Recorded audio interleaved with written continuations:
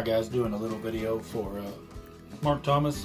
I'm sure a lot of you guys have seen him in the chats, and he's doing some videos. He's on Rumble as well, so get caught up if you're not caught up. Go check him out, Mark with a C, Thomas. He mentioned something about the knives on my bench, and this one here is just a little beater I put together. It's 1095 carbon steel, and just a deer antler from my spike, and just a mail opener, just something to goof around with on the bench, having fun with. Two of the other two knives are already gone. I've made them as gifts.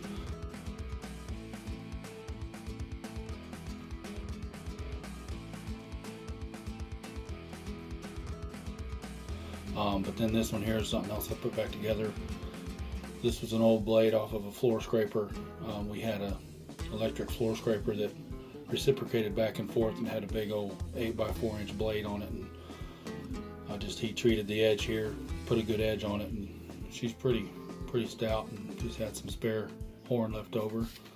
Might even be from Daniel God Is My Judge. He gave me a bunch of antlers, so just playing around with stuff here, guys.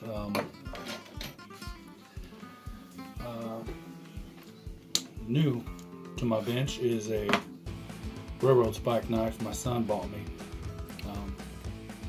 He went ahead and had him engrave that MCK on it for me. I thought that was really cool. And as far as the sheath goes, it's not a bad one. I mean, it's 5-6 ounce leather, good stuff. Yeah, we'll run it. We'll run it till the thread pops out, and we'll redo that. But other than that, we'll keep her together. Thank you, son. Just going to show off a little project.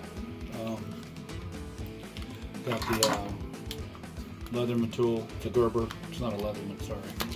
Multi-tool. I use this at work pretty constant. And this was the first one I made, and I screwed up the pattern, which I didn't want this. I wanted the belt to go through here. And it does. It's just too small for the application. Or if I had a real small belt, it'd work. But so I went ahead and attached another strap here. So it's just a simple pattern. You guys got a piece of scrap leather laying around. Got 6 across here, 3 here, and about 10 inches here, and you just basically you'll wrap that thing up and make your marks where you want your I got it backwards, guys. Make your marks where you're going to put your rivets, and leave a little bit sticking out of here. And I made it a little snug, so when I wet form this thing, it'll form, and you can flatten out your corners and get it nice and neat. Got some new line 24 snaps coming. These rivets, they're great. Mark, I'm sure you use them too. The star rivets, they open up.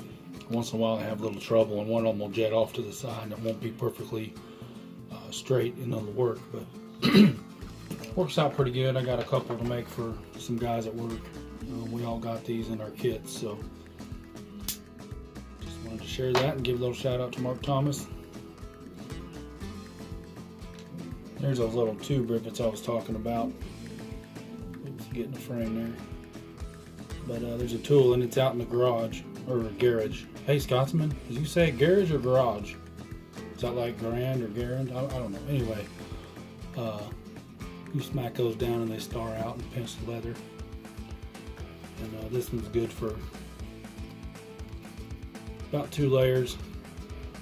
It'll go down through there and pinch it and flour out and hold that dude. So, went out there in the garage and making tools out there in a little bench block I have. So we'll get that done, come back.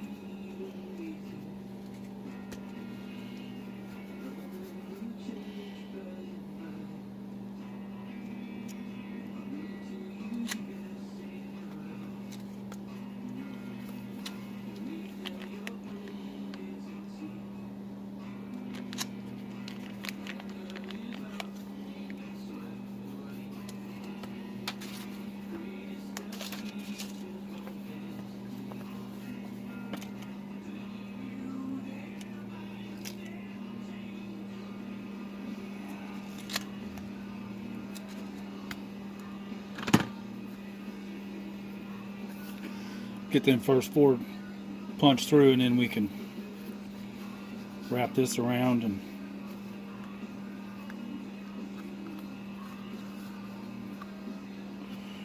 mark where the other ones are going to land. I'll go ahead and set these in part the way through. Always use a smaller punch and then open it up with another deal to make those rivets nice and tight. Then what I'll do is fold that over, and I'll have this piece of brass, you know, to rest the rivet on while I stamp these out. And it gets a little tricky holding everything, and then, like I said, you gotta try and hit that rivet at a 90-degree angle, or it may walk on you and get all cattywampus. But we'll see if we can't do one here on.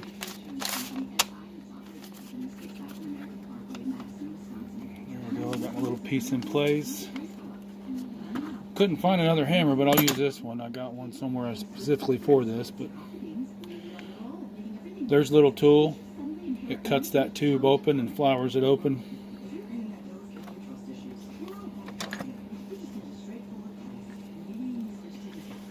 Hold up. Okay.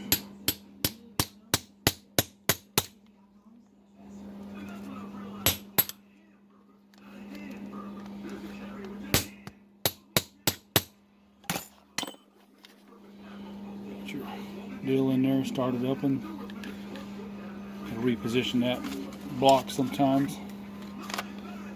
We'll go ahead and hit it a couple more times.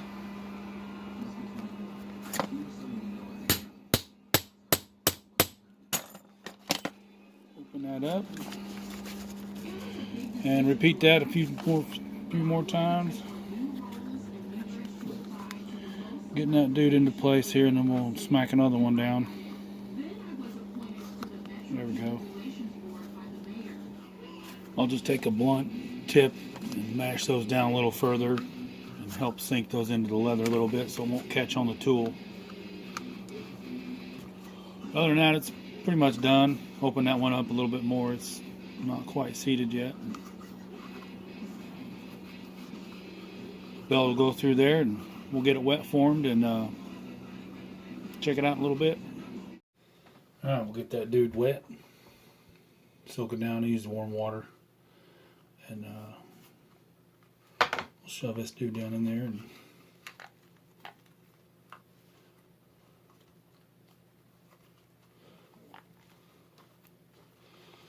flatten it out a little bit.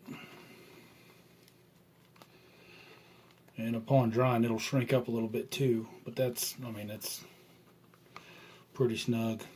It'll get in there and square up. That's probably good enough. Actually, we can take that out and let it dry. I'm waiting on some snaps. I went ahead and put an order online with a gift card I had. So we got some line 24 snaps and some rivets coming. We'll get that buttoned up and maybe put a little his initials on it or something here with stamps. But it's pretty much the gist of it. I made mine almost a year ago, and it's holding up pretty good. Like I said, I had to add that strap because this area here was too small for the belt I had. But this one is good enough for about a 1.5 inch belt, 2-inch belt. It'll go through there, and pretty neat. I just wanted to make something one piece, so it's, you know, one piece with 4 rivets and a snap. Done deal. Alright guys.